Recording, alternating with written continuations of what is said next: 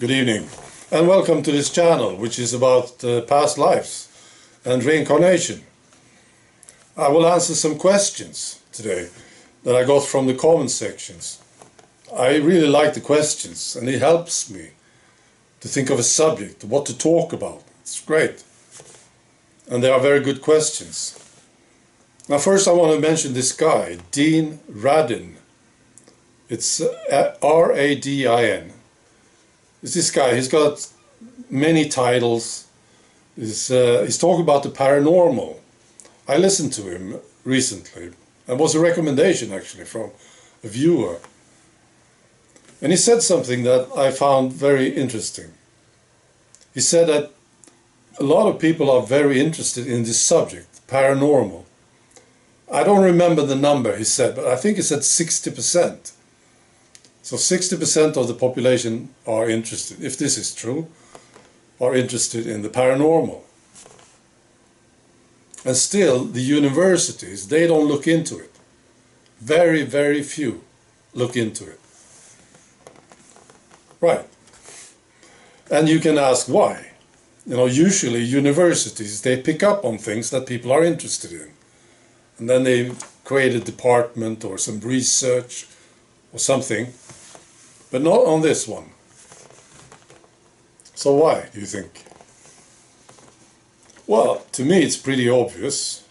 This subject is very sensitive and very suppressed. They just don't want people to look into this. They don't want people to find out about this. This is what I think. That's why they suppress it. That's why they don't have research into the paranormal. Alright, so the questions. Here's the first one. Over the last couple of months, I have sensed a presence standing near me when I wake. Shall I ask it what it wants? Yeah, you should. No, I would ask the person who he or she is. That's the first question I would ask. Who are you? And is there something you want to tell me? Now there's something I want to mention about this, and that is, you know, usually when you talk to somebody who's got a body, the person says something and you can't hear it, you will say, "Can you speak up? I can't hear you." Right? You can do the same with spirits. I do it all the time. They come to me, they want something, they want to say something, I can't hear them, and I will say to them, "Can you speak up, please?" And they actually can. Yeah, this is fascinating. They can speak up. Their communication can be clearer, they can be more focused on getting the message over. They can actually do this. And there's no reason to be worried about this. They will not be upset or offended. You see? So I think people in general, they think, "Oh, I can't hear these spirits. I don't have this ability." Maybe it's them. Maybe they are mumbling. You know? So if you pick up something, just tell them, "Can you please speak up? I can't hear you." That's right. Next question. Do you believe in soulmates? Yeah, absolutely. A lot of this is going on. If you look around, if you look at people, what they are doing, a lot of them are looking for their old friends or their old partners. Of course, makes sense, doesn't it? So you have been married to somebody in the past life and it was fantastic. And then you come to the next life and it's hard to find a good partner and it looks terrible. Of course you will look for that person again. Of course. And there's a good chance you will find him or her. You are connected. It's the affection that connects you. Very good chance that you will find this person. Just keep looking. And once you find her or him, you will know. Same thing with friends. You know, you had a very good relationship with a friend in a past life. And everything was working, it was great. Or a business partner or something. And you realize when I'm with this person, everything works. It's just great, everything.